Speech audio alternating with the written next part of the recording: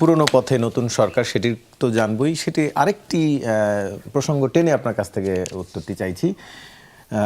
মাঠ গুছিয়ে স্থানীয় সরকার নির্বাচন দিতে চায় বিএনপি। 6 মাসের মধ্যে সিটি কর্পোরেশনগুলোতে নির্বাচন আয়োজনের সম্ভাবনা কম। খবরটি নিশ্চয়ই আপনি দেখেছেন, আজকের গণমাধ্যমে এসছে বেশ কিছু বিষয়। আমরা দেখেছি যে অন্তর্বর্তীকালীন সময়ে সেই সময় নির্বাচিত জনপ্রতিনিধির জন্য বিএনপির ব্যাপক দাবি ছিল। কয়েকদিন পর পর তারা নির্বাচন চাইছিলেন, কারণ নির্বাচিত সরকার দেশ চালাবে, এটি স্বাভাবিক প্রক্রিয়া। কিন্তু সেটি কেবল রাষ্ট্রের সরকারই দরকার, স্থানীয় সরকার কাঠামোয় দরকার নেই। সেখানে প্রশাসক দিলেই বহাল, মানে কতক্ষণ সময়? জি, আপনি 3 মিনিট বলুন। তাই না দিলে হয় না, 2 মিনিট দেন। না, খুব সংক্ষেপে বলি। 4 মিনিট বলুন। নতুন বন্দোবস্ত মানুষ ছিঁড়ে ফেলে দিয়েছে, বিএনপিকে একসেপ্ট করেছে।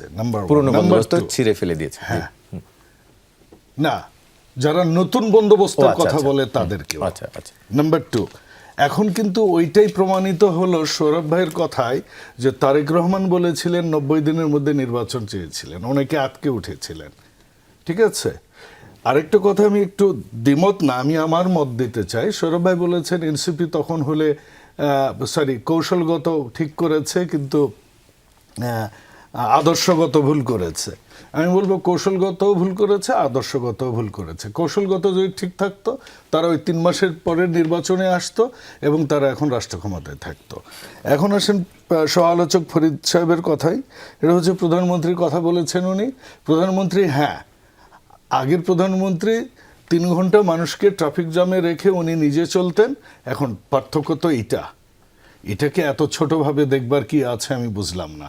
এটাই নতুন বন্দোবস্ত বিএনপির, কিন্তু এটা এনসিপির নতুন বন্দোবস্ত না। এনসিপির নতুন বন্দোবস্ত, লেট মি ফিনিশ, এনসিপির নতুন বন্দোবস্তটা কিন্তু জনগণ প্রত্যাখ্যান করেছে। তারপর কি ওই বারবার যে কাঠামোর কথা বলেন না, তো আপনারা কাঠামোর পরিবর্তনই চান। আপনারা বিপ্লবী সরকার শহীদ মিনারে যে করলেন না কেন? আপনারা কেন গণতন্ত্রের সেই কাঠামোতে আসলেন? আপনি অর্ধেক মানবেন না, এটা কি করে হয়? আপনারা 106 সংবিধানের মানছেন, প্রেসিডেন্টকে মানছেন, আপনারা নির্বাচনে যাচ্ছেন, তারপর যখন ফেল করলেন তখন এইসব কথা বলছেন। ফ্যামিলি কার্ডের কথা বলেছেন, হ্যাঁ, ফ্যামিলি কার্ড নতুন বন্দোবস্ত আমাদের বিএনপির, এবং সেটা নতুনভাবে মানুষ গ্রহণ করেছে। আমি নিজে আজকে ছিলাম প্রধানমন্ত্রীর এই অনুষ্ঠানে। মানুষ কত উচ্ছ্বসিত, গ্রামের মানুষরা কত উচ্ছ্বসিত। এখানকার আওয়ামী লীগের সাথে আমাদের পার্থক্য কোথায়? আমরা নেতাদের থেকে তালিকা নিয়ে ফ্যামিলি কার্ড করছি না, আমরা পরিসংখ্যান দেখে, সরকারের যে পরিসংখ্যান আছে সেখান থেকে আমরা যারা পভার্টি লাইনের নিচে আছে তাদেরকে চুজ করে আমরা তাকে একটা সিস্টেমের মধ্যে নিয়ে এসে আমরা সেখানে ফ্যামিলি কার্ড সিলেকশন দিচ্ছি। এবং এটা মাত্র পাইলট প্রজেক্ট হয়েছে। জামাতের, মানে ওনাদের জোটের যিনি প্রধান ছিলেন, উনি একসময় বলছিলেন রাখ তোর ফ্যামিলি কার্ড, এটাও উনি বলেছিলেন। এখন কিন্তু এটা প্রমাণিত। আমরা বিএনপি, আমরা খুব ভালোভাবেই জানি যে আমাদেরকে বিভিন্নভাবে অ্যাটাক করা হবে, ভালো কাজ নিয়েও অ্যাটাক করা হবে। বিএনপি গা শোয়া, বিএনপি জানে মিডিয়াতে আসলে বিএনপিকে এগুলো শুনতে হবে, এবং আমরা সেটাতে সাধুবাদ জানাই। যেমন আপনার এখানে আসবার আগেও আরেকটা চ্যানেলে টকশো করে আসলাম। এই মুহূর্তে ঢাকা শহরের এবং বিভিন্ন মিডিয়ার মেন নিউজটা হচ্ছে ফ্যামিলি কার্ডে প্রধানমন্ত্রী কি বলেছেন, সেটা নিয়ে কিন্তু কোথাও কোনো টকশো হয়নি, কোথাও কোনো সাবজেক্ট দেওয়া হয়নি। বরঞ্চ দেয়া হয়েছে ওই যে বললেন কোহিনুরের বিষয়, যেটা আইনগত বিষয়। আমি বললাম উনি কিভাবে ব্যাখ্যা করবেন যে আমার আপন ইমিডিয়েট বড় ভাই, তিনি কিন্তু শুধুমাত্র ওই সময়ে রমনা থানায় থাকার কারণে তাকে বাদ দেওয়া হয়েছে। 17 বছর উনি বাচ্চা কাচ্চা পরিবার নিয়ে উনি ঘুরেছেন রাস্তায় রাস্তায়। তো উনি কি ওনার চাকরিটা ফেরত পেতে পারেন না?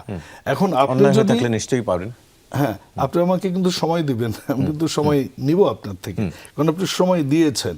আমি আপনার স্থানীয় নির্বাচনের কথায় আসি। যখন একটা সরকার তার ম্যানিফেস্টো দেয় এবং বলে আমি সরকারে আসলে এই করব, তখন জনগণ যাকে ম্যান্ডেট দেয়, তখন যে সরকার তার পরিকল্পনা অনুযায়ী কাজ করবে সেটা তো সরকার করতেই পারে। এই অধিকার তাকে কে দিয়েছে? তাকে জনগণ দিয়েছে। তো আপনি কি জনগণের বাইরে যে আপনি একটা সরকারকে কাজ করতে বলেন নাকি? একটা সরকার এমন সময় দায়িত্ব নিয়েছে, আপনি 6টা মাসও সময় দিবেন না সে সরকারকে? কারণ গত 17 বছরের আমাদের যে সমাজের বৈশিষ্ট্যগুলো, আমাদের যে প্রতিষ্ঠানগুলোর যে বৈশিষ্ট্যগুলো, আমাদের মানুষের যে আচরণগত যে বৈশিষ্ট্যগুলো এসেছে, এটা একটা ব্যাপক বিষয়। কিন্তু এখন পর্যন্ত আপনি জানেন এই মুহূর্তের আইন কি? এই মুহূর্তের আইন হচ্ছে মার্কা দিয়ে একজন চেয়ারম্যান নির্বাচিত হবে। আমরা দেখেছি তখন কি হয়েছে, সংসদ এখনো বসেনি। আপনারা কিন্তু এখনই বিএনপিকে ধরার জন্য এই টপিকটা কিন্তু মিডিয়ায় নিয়ে এসেছেন, টকশোতে। কেন নিয়ে এসেছেন?